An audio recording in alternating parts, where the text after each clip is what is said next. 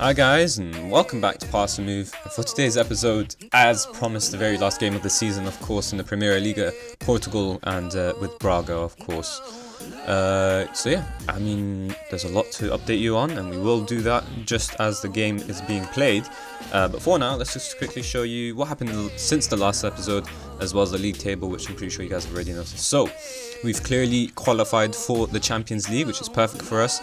The board have set initial budgets, but obviously it's not too much in comparison, financially, as in we're not going to get a ton of money just yet. We actually have to be in the Champions League for that to happen. And of course, we have a couple of ways, things to do really to get to that stage. So we are in third, regardless of what happens in this very last day in the last game of the season, and that means we go straight into the. Okay, so top two teams go straight into the Champions group stage, but for us, we actually have to go into the third best place. That's why I was saying it's so important for us to actually overtake Benfica, and had we won the game against them, that would have been the case. Interestingly enough, it's a City-Liverpool Champions League final. But yeah, so how will I show you? There you go. Alright, so it's, we get into this stage, the Champions third qualifying phase, which means we have to win this. We have to win the playoff. We have to win the best place third qualifying phase, as well as that payoff, and then get into a group stage. I think that's how it works. I'm not 100% sure. We'll find out, of course, without a doubt next season. But yeah, we will be in the Champions League, which means we should be getting a little bit more money, and we did end better than we did last season in fourth, and quite comfortably ahead of Sporting. So I think there's a lot of positives, but in terms of results, not positive at all. We've had a horrible end to our season.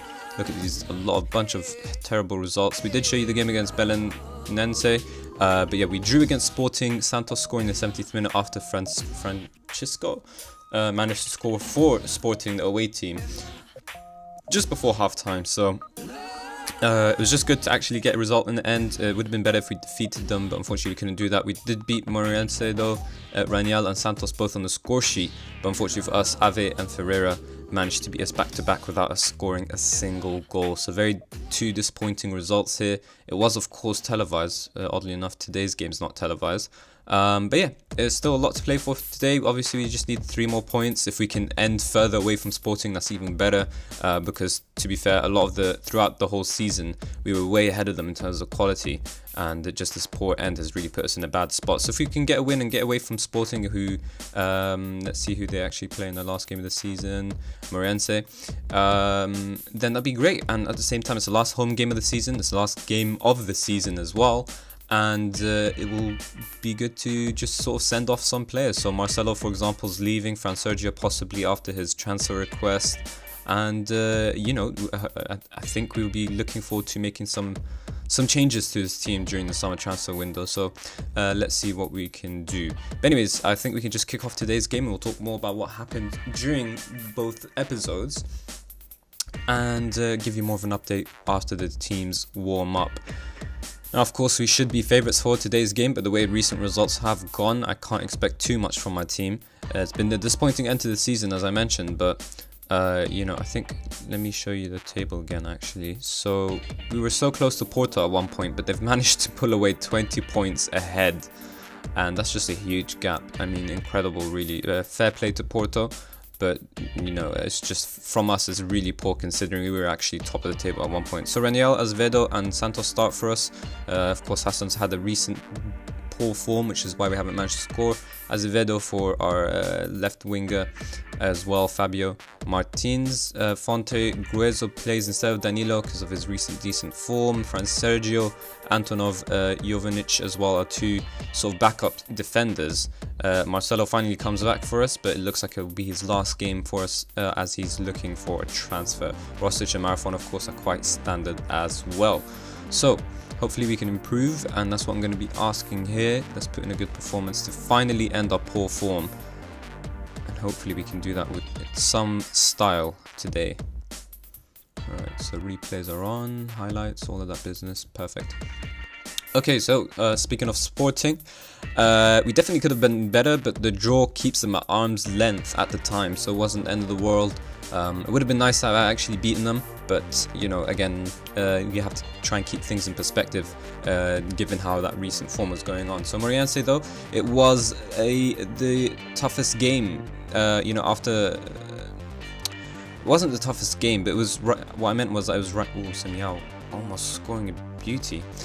It was right after the toughest game of our run-in fixture, which was Sporting, of course. So, you know, having Sporting out of the way, that was good. It was a draw, and we could focus on the rest of our results. So we really should have won that game, or won the rest, really. Rosic scoring from a set piece is perfect for us. Good start. So yeah, with the toughest game done in Sporting, we really should have won the rest of our results, and we did that. Well, not rest of results, but I mean we got the win against Moreirense, so it was good to get right after the draw.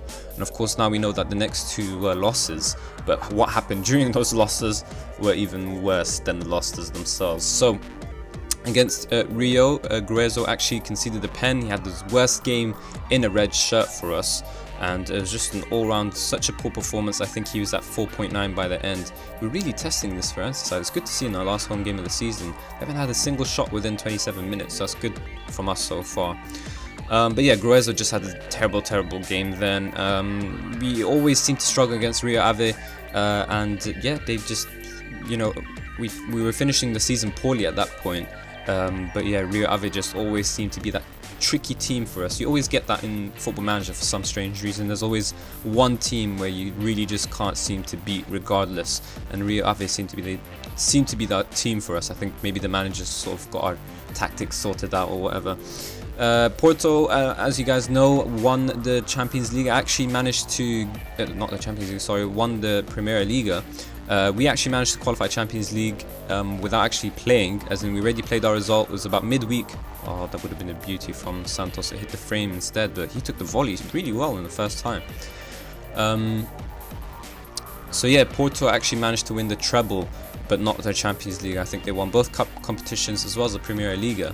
And you know, fair play to them. They've done quite well after that. They had a relatively poor start, and they managed to bounce back from that with some certain style, really. Okay, so Santos' only player who's had a bad game for us. We don't have anyone on the bench for him, so we'll just have to carry on and hopefully play better. And no one's necessarily tired, so I think we can just continue. Santos, is he going to put a good ball into the box this time?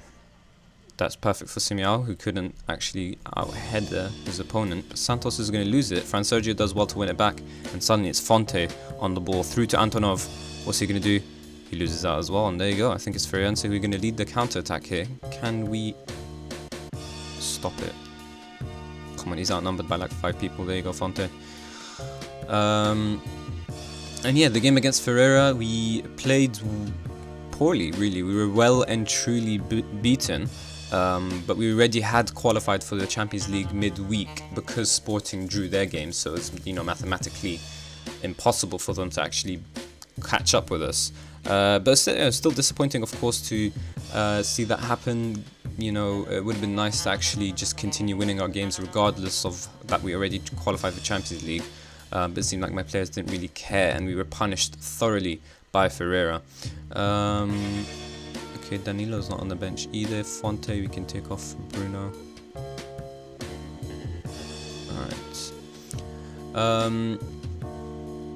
But yeah, we definitely need more convincing performances next year.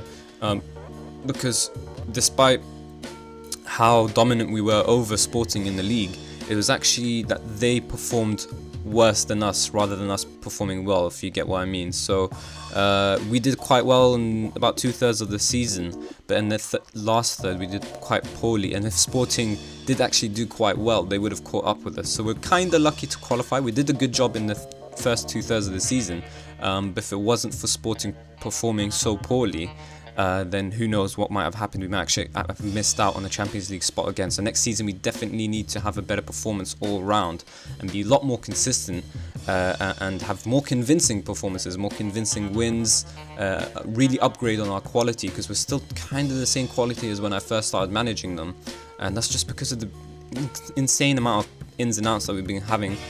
You know, I couldn't create a stable team, and it's very disappointing to say so, and that's actually going to continue this year too.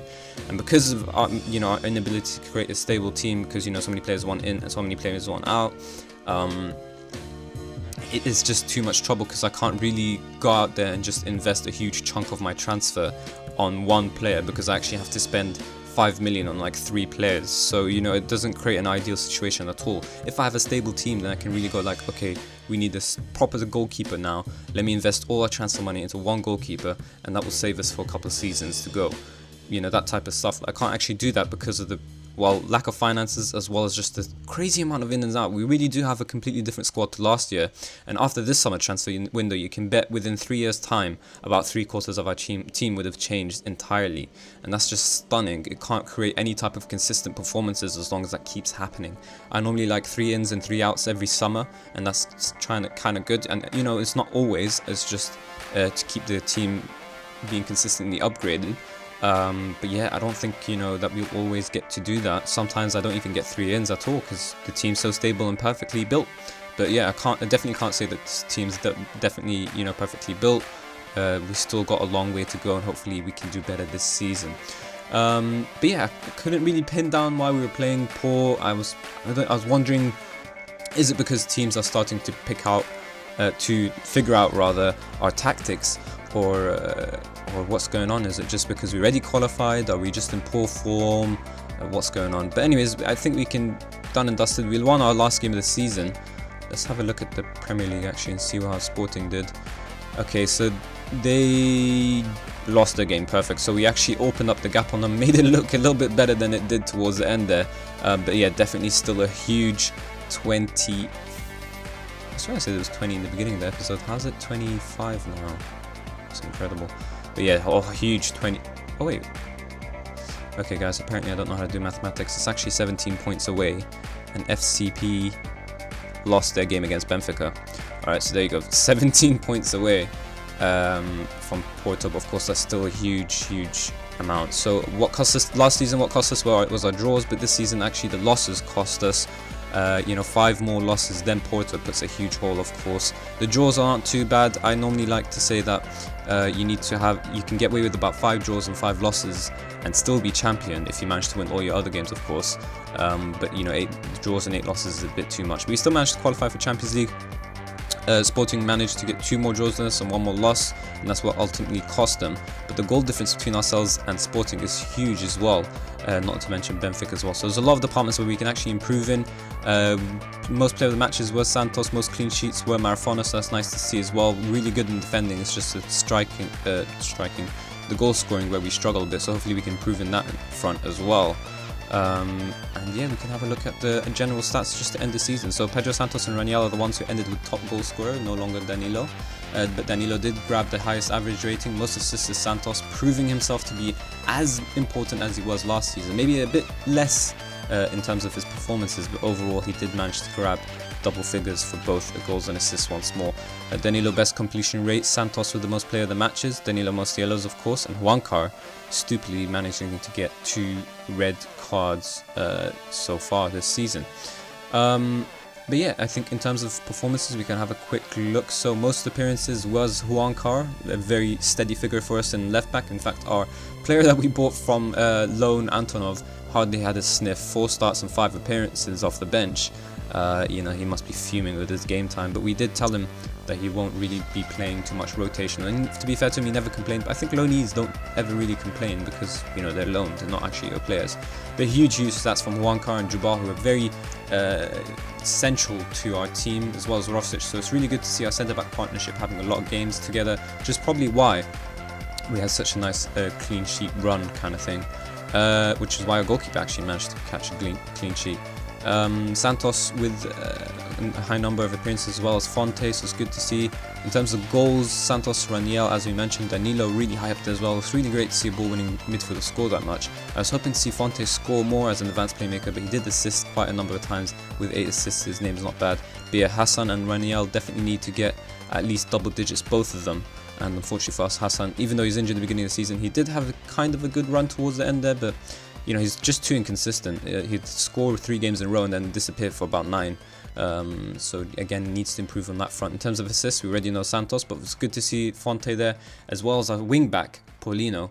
Huge to see a wing-back getting assists. That's really key to our game as well, because the wing-backs get quite forward from the inside forwards. Average rating though, Guyana of course was a huge central figure to us. Of course he's had only 15 appearances, but he's made the most out of them. Injured for quite a chunk of the season as well. Danilo very key to us, and that's clear to see. He's had a huge amount of appearances and his average rating is still maintained, so that's good to see as well. Wankar, Jubal, Paulino, Santos, Rosic, Arthur, who didn't feature as much, but he did always well when he called upon. So it's good to see, and he didn't complain about game time either. And Fonte as well. So all of these players performed quite well. In terms of poor performances, Rosa could do better, but of course we just bought him in January, so it'll take time to adjust. Azevedo didn't play too much, and I guess you can't expect too much coming off the bench. He had 20 appearances as a substitute. He must be a little bit disappointed at that, but of course if he does better as a substitute, then we might actually consider starting him, so that's a little bit on him. Bruno is going to be a huge player for us when he eventually becomes, well, I guess his ability gets better. He is 3 stars compared to Fonte's 3.5, so hopefully he will go a step beyond as well. But this season was more about adjusting again, as well as we brought him back halfway through his season when Checa left us. Gruezo, of course, another player that we just brought in, so you can kind of understand his poor form as well as average rating. He didn't play too much either, a player who joined us in January. Ranialdo, again, another player to adjust this season. Hassan's the only one who's disappointing, has no excuses in the second season in charge. We may seriously consider selling him. He is wanted by Real Hispales, and he's got 2 years left on his contract. He's a leading player apparently, and we may consider cashing in on him and bringing in someone else. The point is though, we can't really invest in anyone, so we might have to just hold on to him for the sake of actually having numbers there in that squad. In terms of training facilities and youth facilities, no real update. It should be done in October, but of course they're still in the planning phase, so this date can be pushed back. But it's just great to see that it hasn't been cancelled just yet. And yeah, I think that's pretty much all the updates necessary. Finances, we're on 6 million now, but we should get a ton of money from the Premier Liga and now possibly Champions League, and the projected money is going down as well as balance. We're always in the low for some reason, always just not making enough money, but hopefully Champions League can change all that. Maybe we'll get more season ticket holders and all that business, get receipts and everything else necessary, as well as TV money. Maybe we'll get a little bit more. But yeah, I think that's pretty much all for this season as well as this episode, and hopefully next time we'll be back. It will actually be the first game of the season, maybe not necessarily the Champions League, probably the Premier League, the same way we played the Europa League before actually showing you the game against Aruca, the first Premier League game. I prefer showing first Premier League games rather than Champions Leagues, but it'll depend on when we're getting drawn. So if we're drawn like midway through our freaking preseason, then it just doesn't make sense to really show you that, and we'll have to make a decision. So either I think you should really just expect the first Premier League game of the season. It makes a lot more sense to show you that rather than the Champions League. I don't know, I can't imagine us having too high expectations in Champions League. The likelihood is we'll actually be back in the Europa League, knocked out to the Europa League before we even get to group stage. But if we do get into the group stage, I don't care if we lose all 6 games. The point is we're there and we'll be making money just for being there, regardless of losing. So hopefully we can actually get to that. We'll see what the board will set us for expectations. It'll be interesting to see whether they expect us to get into Champions League again. The good thing though is that we did, well, obviously we did make some money, but at the same time the good thing is we have finally seen some progress. We did see some last season from Braga, so we did end, oh no, we didn't see any progress last. We did actually end 4th, but yeah, we did meet expectations at least. This season we managed to beat it a little bit, and we did for the first time qualify for Champions League football since 2011-2012. Hopefully next year we can go a step further and qualify straight into the group stage, or maybe even challenge for the title. It really depends on who we bring in. So we'll see. It'll be a very interesting summer transfer window, and we'll be showing you the very end of it when we show you the first game of the season. So yeah, I think that'll be all for today's episode. If you did enjoy it, and of course please do hit the like button and subscribe for more daily Football Manager 2017 content. And as always guys, thank you all very much for watching.